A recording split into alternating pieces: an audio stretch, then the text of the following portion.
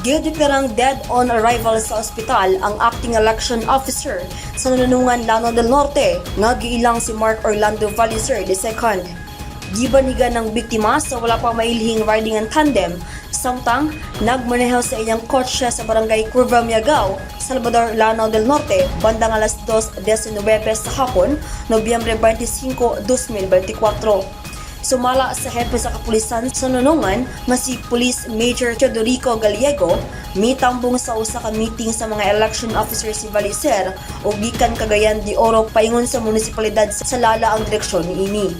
Nakaangkon og daghang samad pinusilan sa ulo ug lawas si Valiser. Na-recover sa crime scene ng siyam ka mga basyo sa bala sa kalibre .45 pistol. Ana-ana ang patayng lawas ni Valiser sa Cagayan de Oro. Transition.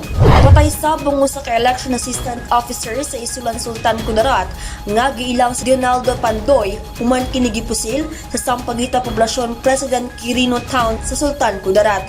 Sumala ni President Quirino Police Chief Major Joey Marticua, nag-drive si Pandoy sa iyang motor gikan sa barbershop sa dihang gisundan kini ug gipusil sa duha ka mga wala mailhing aromadong nakamotor nga misibat human sa krimen. Nahitabo ang krimen bandang alas 4:18 sa hapon niadtong Nobyembre 23, 2024. Gisulayan pasab og dala si Pandoy sa duol nga ospital apan gideklara kining dead on arrival.